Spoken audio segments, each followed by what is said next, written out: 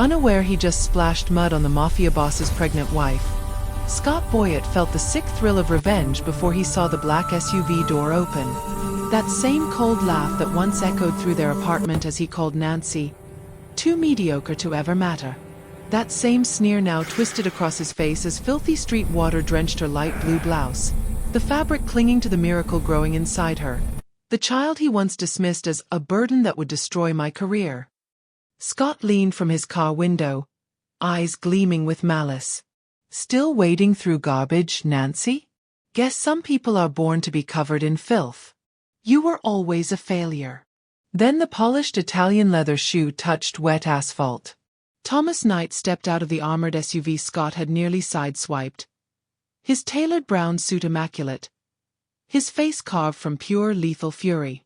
The man who controlled every illegal deal, every protected territory, every whispered threat in the city's shadows now stood 10 feet from the pathetic fool who just humiliated his wife. Scott's laughter died in his throat as recognition flickered, then horror bloomed. But why did Scott really target Nancy that day? What hell did she survive in their marriage? And when the Mafia Boss delivers his revenge, it's so calculated, so absolute, Scott will wish he'd never learned her name. Hit subscribe now, because what happens next will leave you speechless. Nancy Waters learned to make herself smaller in the first year of marriage. Scott Boyett had a way of filling rooms with his opinions, his corrections, his carefully calibrated disappointments. He was a mid-level operations manager at Clearview Financial, a position he treated like a throne, and he expected Nancy to orbit his ambitions like a devoted moon. "Why are you still meeting Rachel for coffee?" Scott asked one Tuesday evening, not looking up from his laptop. "She's a yoga instructor. What could you two possibly talk about that matters?" Nancy's hand froze over her phone. "She's my friend. We talk about normal things." Normal. Scott finally looked at her. His expression patient in that particular way that made her feel stupid. "Nancy, you're married to someone building a real career. Your friends should reflect that. Rachel posts inspirational quotes on Instagram. Is that the energy you want associated with us?" He always said us when he meant him. She stopped seeing Rachel as often. Then barely at all. The criticisms were never explosive, never the kind of cruelty you could point to and say, "This is abuse." They were precise, surgical. When Nancy mentioned wanting to expand her freelance graphic design work, Scott smiled indulgently. "That's great, honey. It's good to have hobbies. Just don't let it interfere with keeping the house running smoothly." Hobbies.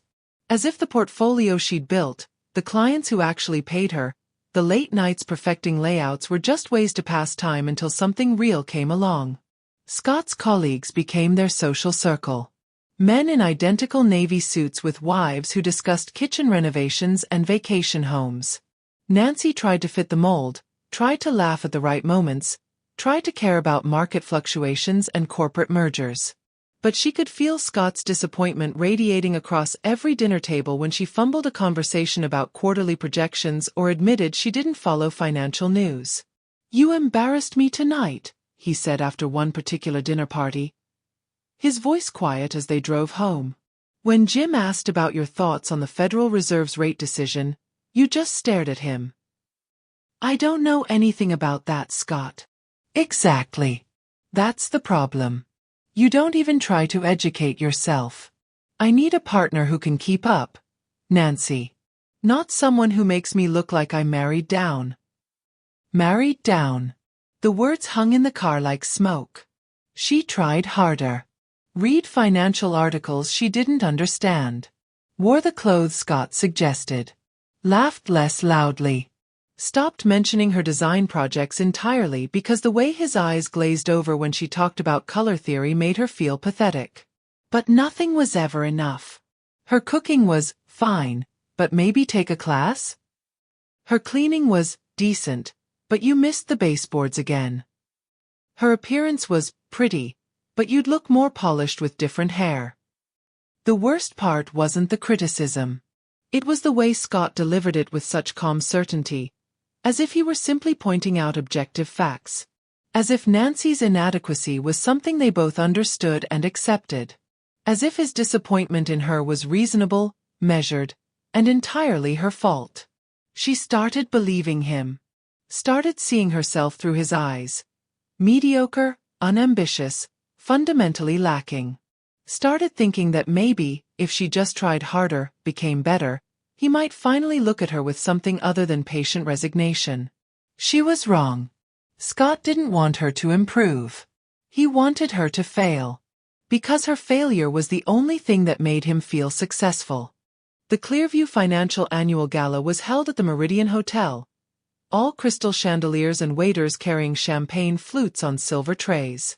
Nancy wore the black dress Scott had picked out. Conservative, elegant, forgettable. She'd spent 2 hours on her makeup, trying to look like the kind of wife who belonged on a rising manager's arm. She was succeeding at being invisible until Marcus Chen changed everything. Marcus was a senior director, the kind of executive Scott desperately wanted to impress. He'd cornered Scott near the bar, and Nancy stood beside her husband, smiling politely, prepared to nod at appropriate intervals. But then Marcus turned to her with genuine interest.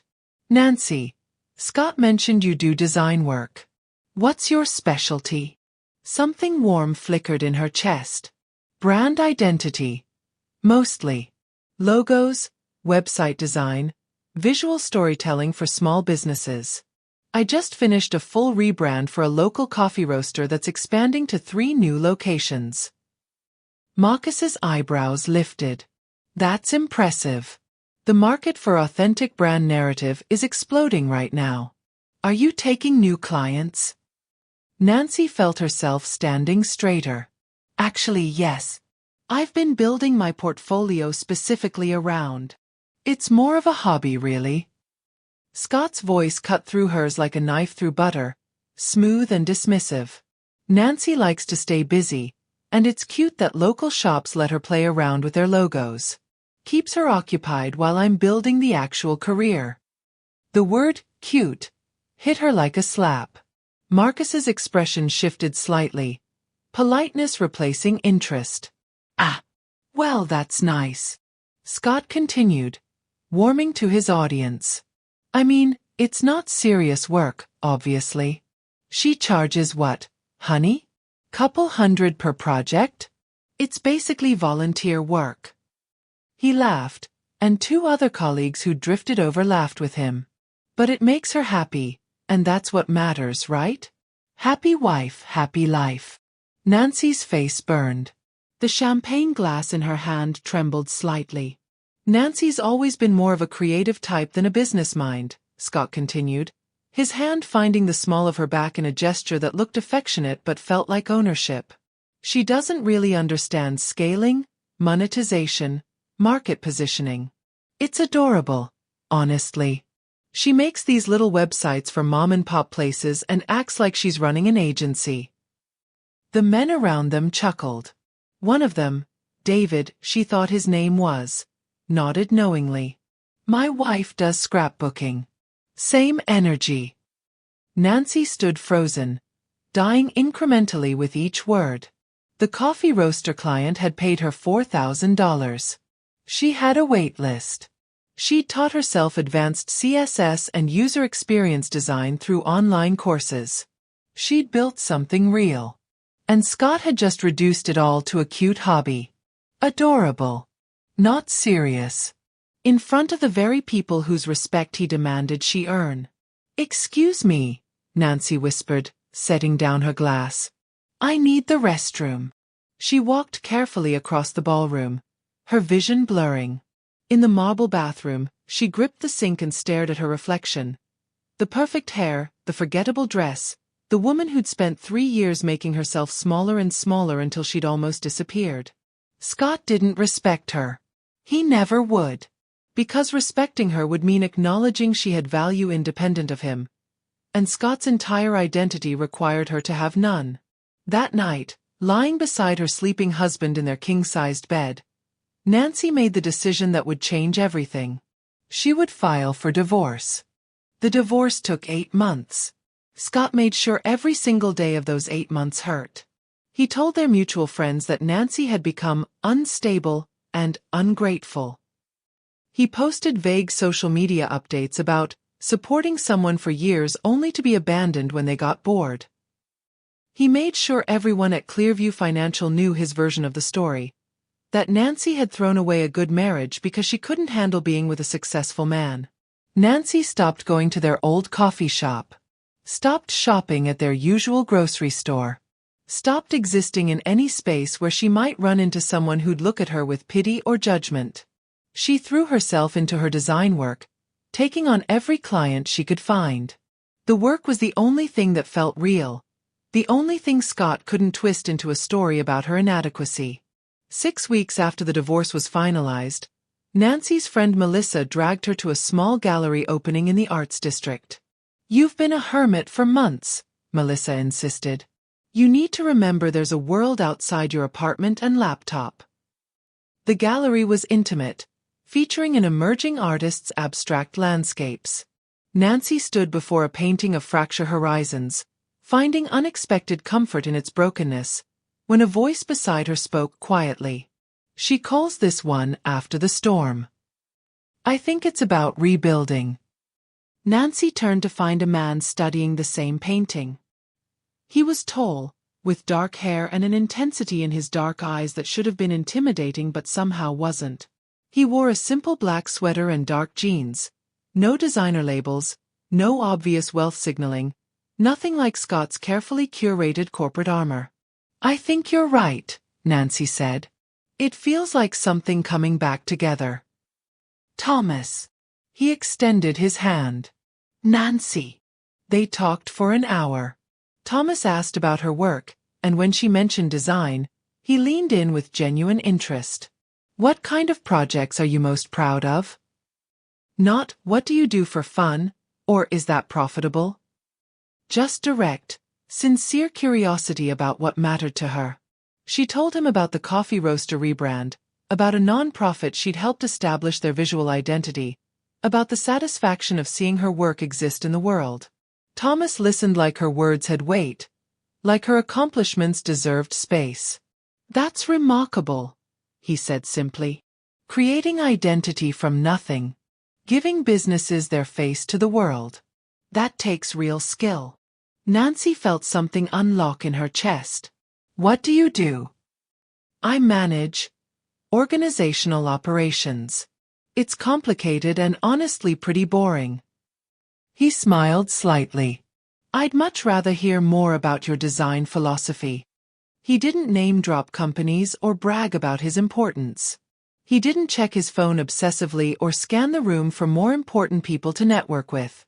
He just stood there, present and attentive, treating her like someone worth knowing. When the gallery was closing, Thomas asked if she'd like to get coffee sometime. "I'd like that," Nancy said, and meant it. Over the next 3 months they fell into an easy rhythm. Coffee turned into dinners. Dinners turned into long walks through the city. Thomas never pressed her about her past, never demanded explanations for the careful way she approached vulnerability. He simply existed beside her with a quiet steadiness that felt like safety. He was calm where Scott had been volatile with criticism. He was certain where Scott had been insecure. He listened where Scott had lectured. Nancy didn't know that Thomas Knight's organizational operations controlled half the city's underground economy. She didn't know his calm was the kind earned through calculated violence. She didn't know his certainty came from being a man no one dared question. She only knew that when Thomas looked at her, she felt seen. And for now that was everything. Nancy fell in love slowly, then all at once. It happened in small moments. Thomas remembering she took her coffee with oat milk, the way he asked about her client projects and actually remembered the details weeks later, how he touched her like she was something precious. 4 months in, she realized she trusted him completely, which terrified and thrilled her in equal measure. They were at his penthouse apartment, a space that had always seemed oddly austere for someone who clearly had money.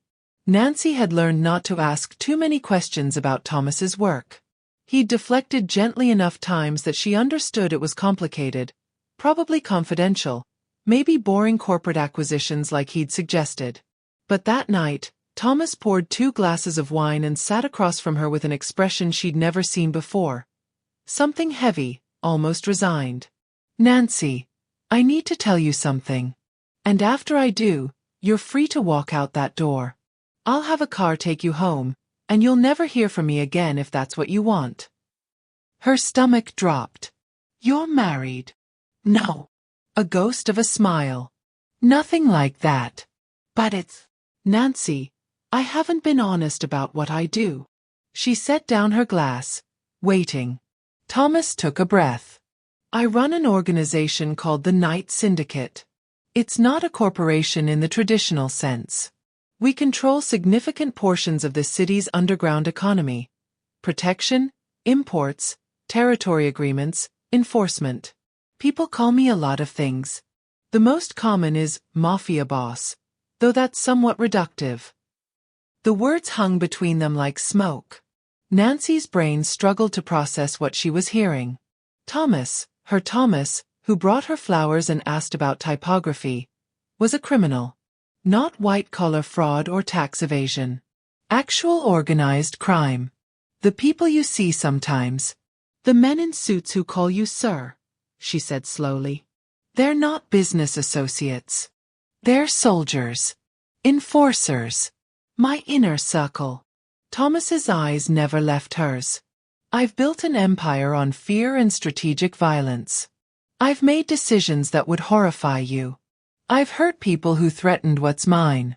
And I will continue to do so because it's who I am and what I control. Nancy stood, walked to the window overlooking the city. Her city. His city, apparently. "Why are you telling me now?" "Because I'm in love with you." His voice was steady, certain. "And I can't ask you to be part of my life without knowing exactly what that life is. You deserve the choice, Nancy. A real choice, with full information." She thought about Scott, who'd made her feel small and worthless. She thought about the months since the divorce, rebuilding herself piece by piece. She thought about Thomas, who'd treated her with more respect and genuine care than anyone else ever had. "Do you hurt innocent people?" "No. We have codes, rules. Civilians are off limits. We police our own world. The violence you mentioned, is it?" She struggled for words. "Is it necessary? In my world? Yes. I don't revel in it, but I don't shy from it either." Nancy turned to face him. Thomas sat perfectly still, waiting for her judgment, her verdict on whether he was someone she could love knowing the truth. She thought about safety and danger, about the man who'd made her feel valued, about the complexity of loving someone who existed in moral shades of gray rather than simple black and white. "I need you to promise me something," she finally said. "That you'll never lie to me again. Not about who you are or what you do." Thomas stood slowly. "I promise. Then I choose you." The words felt like jumping off a cliff. "I choose this. I choose us." When Thomas kissed her, it felt like a vow.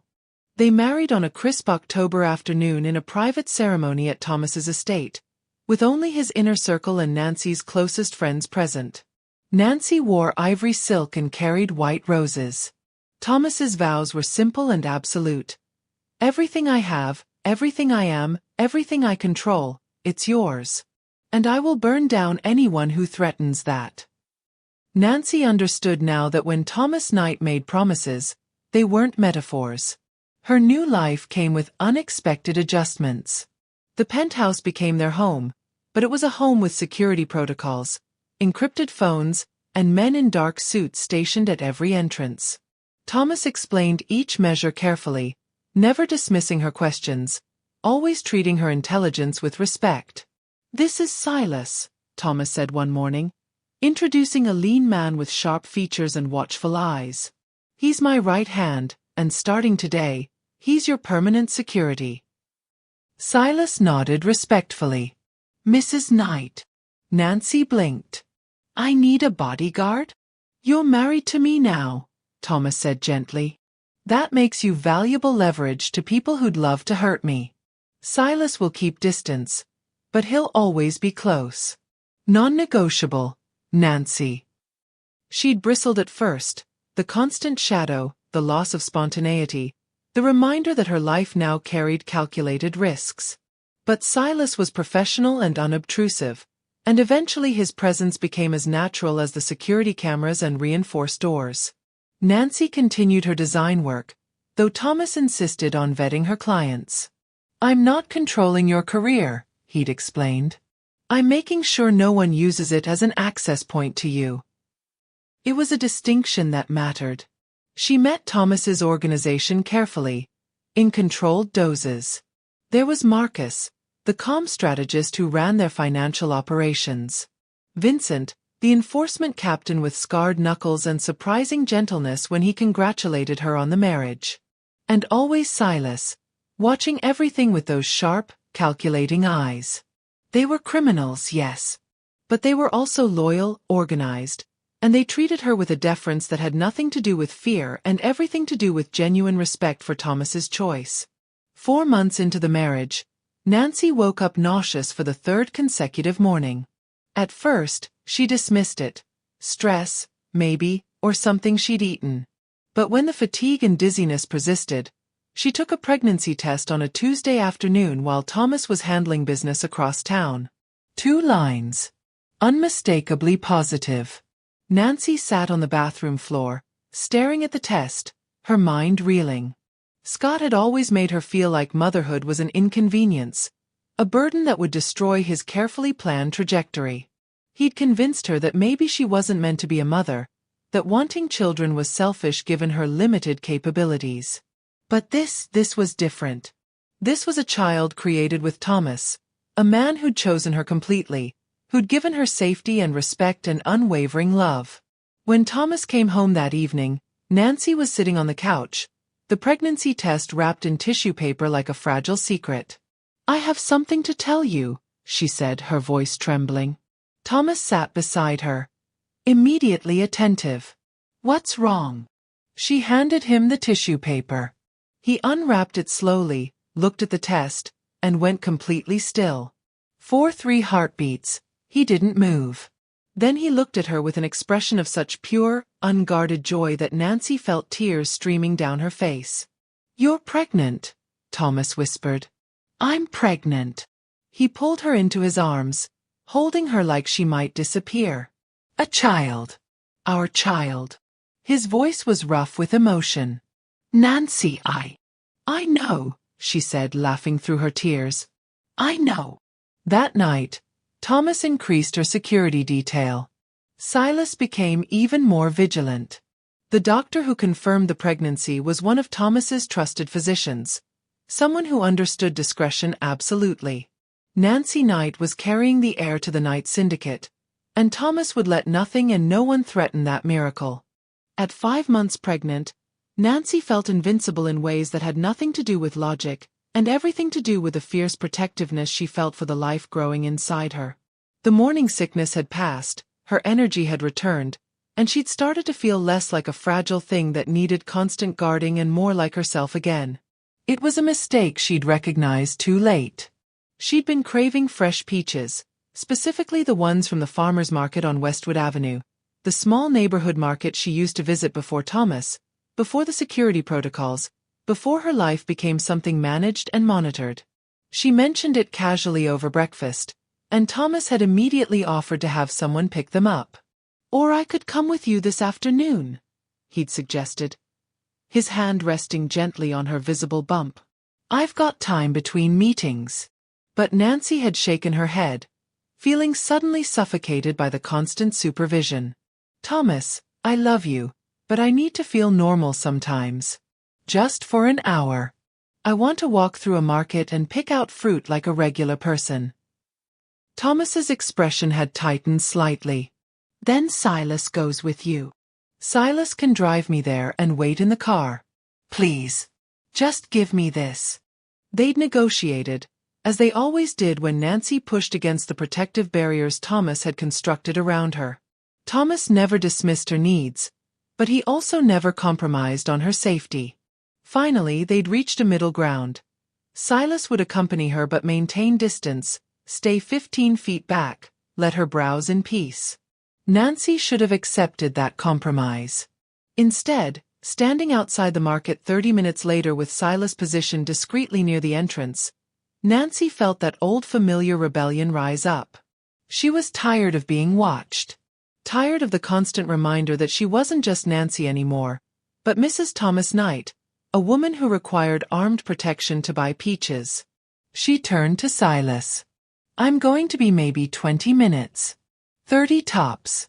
There are people everywhere, cameras on every corner, and I'm literally just shopping for fruit. You can wait here." Silas's expression remained neutral, but she saw the calculation in his eyes. "Mrs. Knight, Mr. Knight's instructions were explicit. And I'm changing them. For 20 minutes. Silas. Please. I need to feel like myself." Something in her voice must have reached him. Maybe the exhaustion, maybe the quiet desperation of a woman trying to hold on to some shred of autonomy. Silas's jaw tightened almost imperceptibly. 20 minutes, he said quietly. Not a second more. And you keep your phone on. Thank you, Nancy said, relief flooding through her. She walked into the market alone, breathing in the scent of fresh produce and baking bread, feeling gloriously anonymous among the other shoppers. For 20 precious minutes, she was just Nancy. Not the Mafia Boss's wife, not a protected asset, just a pregnant woman buying peaches. She found the stand she'd been craving, selected 6 perfect peaches, paid the vendor, and started walking back toward the entrance where Silas waited. The satisfaction of that small independence made her almost giddy. She didn't see Scott's white sedan until she was already in the crosswalk. Didn't register the familiar profile behind the wheel until the car accelerated slightly, angling toward the puddle that had gathered near the curb from last night's rain. Didn't understand what was happening until the wave of filthy, cold mud water hit her full force, soaking through her light blue blouse, drenching her pregnant stomach, the bag of peaches dropping from her shocked hands. And by then it was far too late. The cold hit Nancy first. Muddy water seeping through fabric, plastering her blouse against her skin, dripping down her arms and legs. She stood frozen in the crosswalk, disbelief turning slowly into comprehension as Scott's white sedan stopped 10 feet ahead, trapped by the red light he'd been trying to beat. Through the windshield, she saw him clearly. Scott Boyett, her ex-husband, his face twisted in that familiar expression of cruel satisfaction.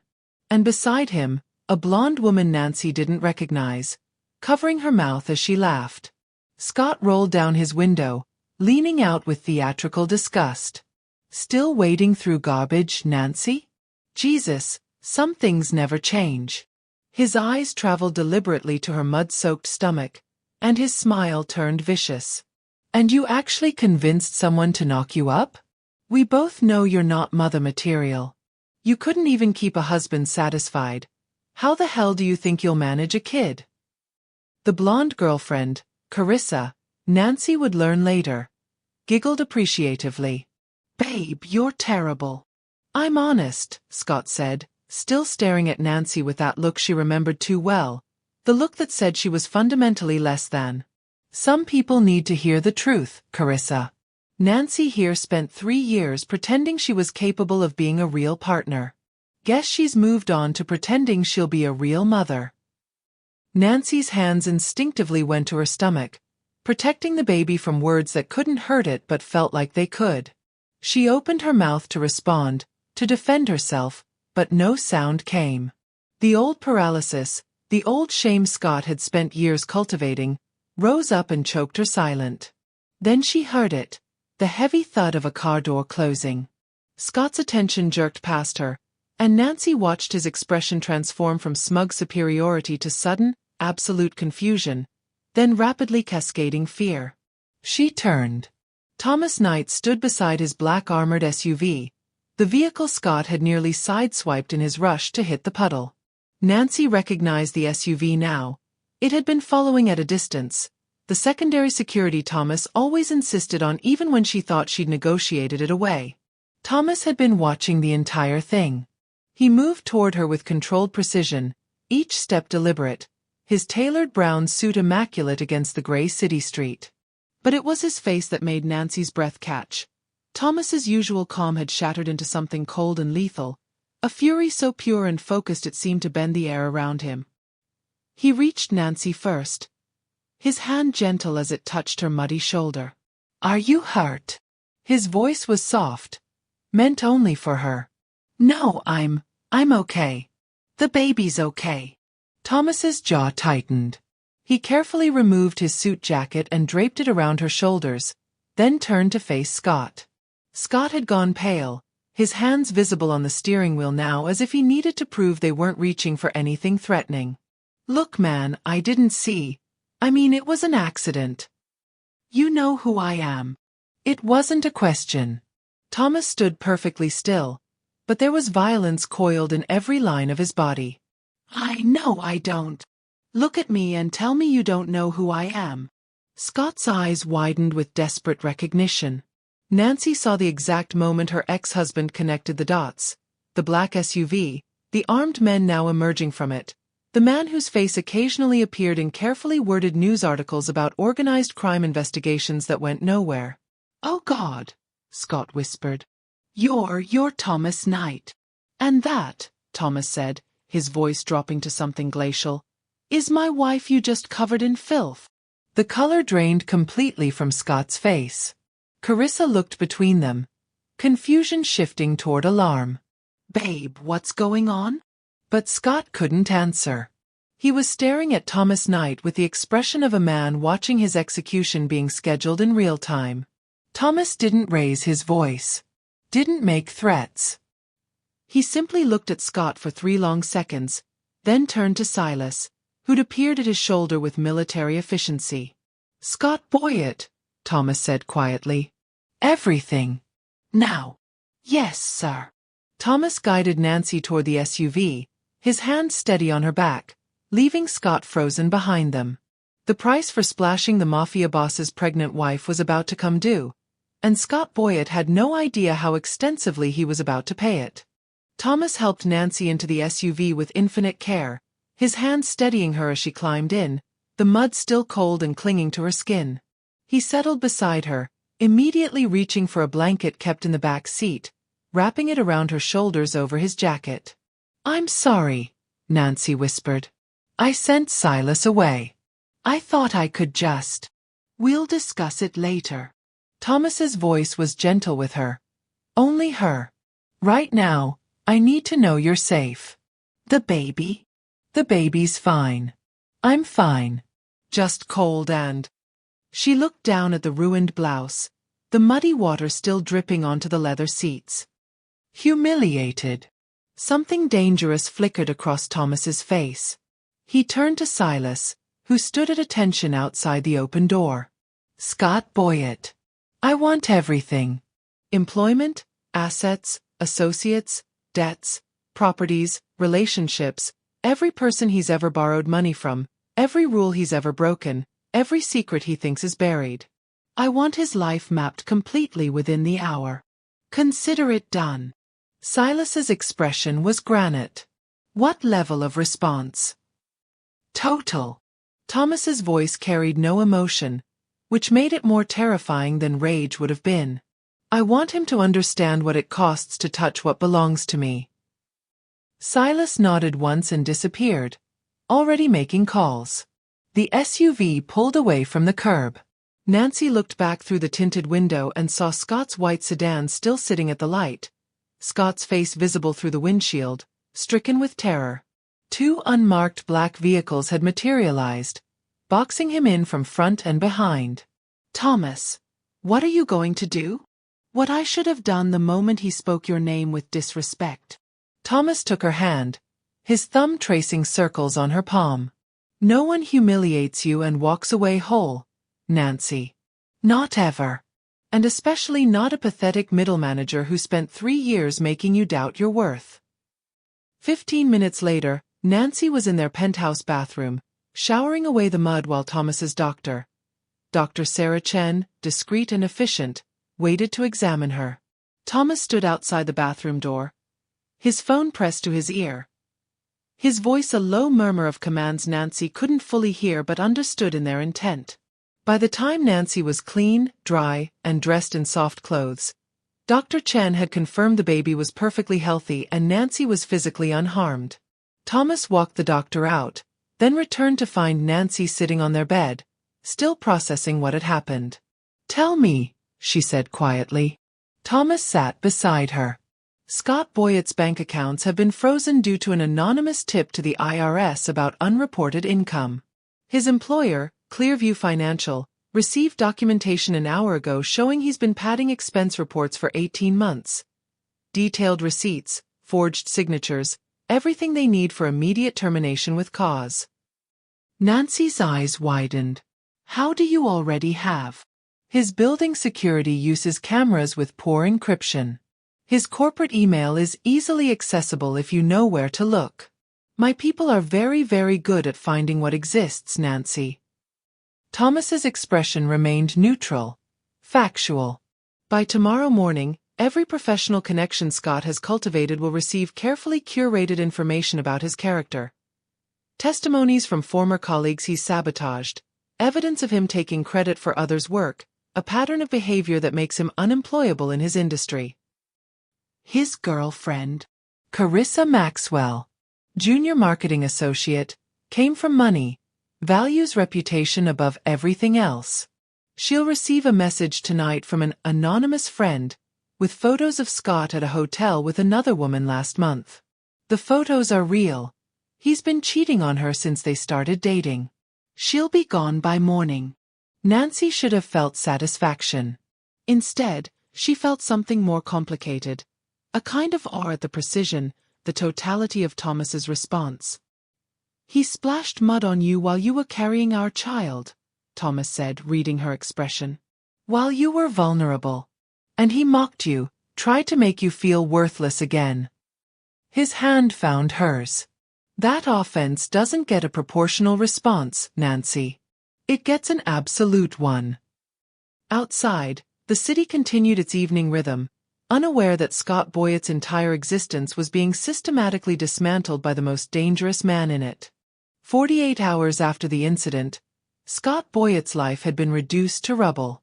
Clearview Financial terminated him on Thursday morning, security escorting him from the building with his belongings in a cardboard box while his former colleagues watched in silence. By Thursday afternoon, Carissa had blocked his number, her father's lawyer delivering a cease and desist letter warning Scott never to contact her again. By Friday, his landlord, responding to sudden, anonymous pressure from the building's actual ownership group, delivered an eviction notice citing lease violations Scott didn't remember committing but couldn't prove he hadn't. Scott spent Friday night in a budget motel, his bank accounts frozen, his credit cards maxed, his professional reputation destroyed by whispers that spread through his industry like wildfire. Every job application went unanswered.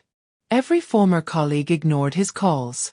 It was as if Scott Boyett had become invisible, or worse, toxic, someone whose very association carried risk. Saturday morning, his phone buzzed with a message from an unknown number. No text. Just an image file and an audio attachment. Scott's hands trembled as he opened the image.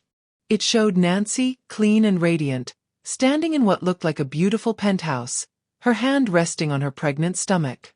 She was smiling, genuinely, freely smiling in a way Scott had never seen during their marriage.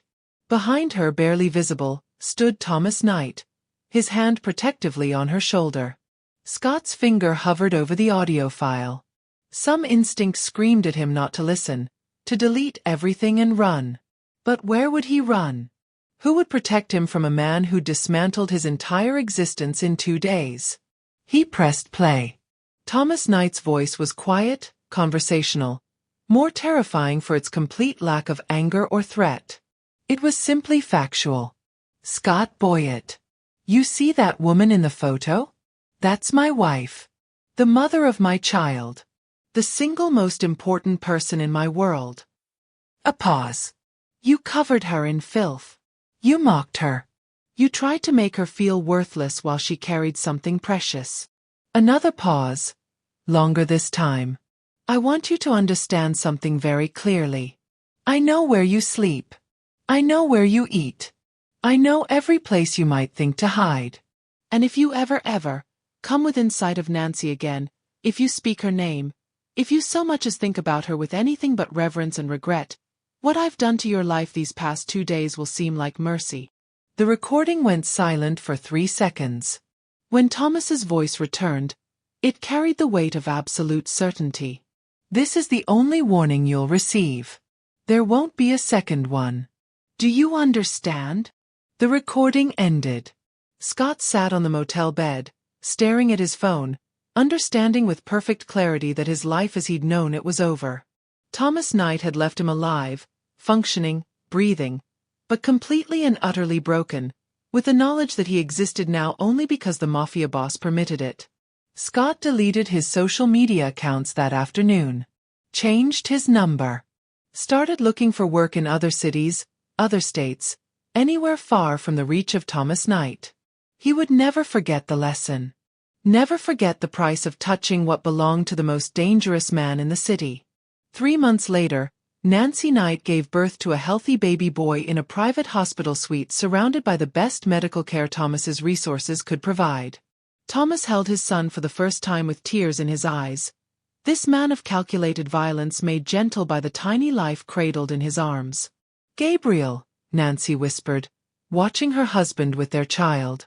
"Gabriel Thomas Knight." "Gabriel," Thomas repeated, pressing a kiss to his son's forehead. "My son." He looked at Nancy then, his wife, the woman who'd chosen him knowing exactly who and what he was. The woman he'd protected, cherished, and avenged with absolute precision. "I love you," he said simply. "Everything I am, everything I have, it's yours. Both of you. Always."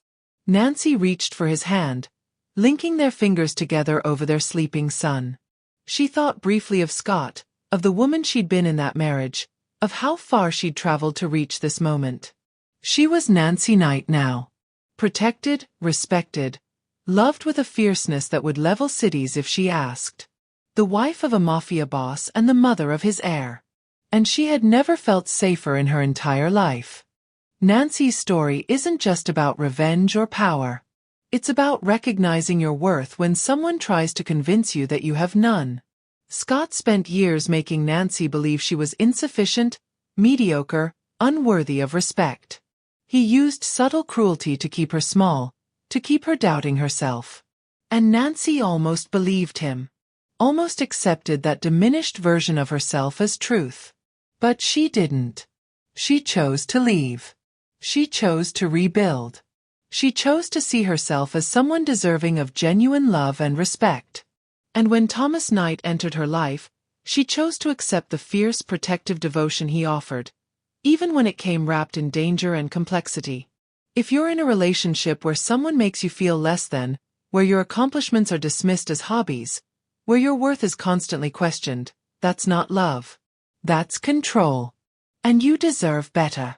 You deserve someone who sees your value, who protects what you've built, who would move heaven and earth to ensure you feel safe and cherished. Thank you for watching Nancy's journey. If this story resonated with you, please subscribe, like, and share this video. Drop a comment telling me your favorite moment and where you're watching from. Your support means everything. Remember, you are not what someone's cruelty says you are. You are what you choose to become.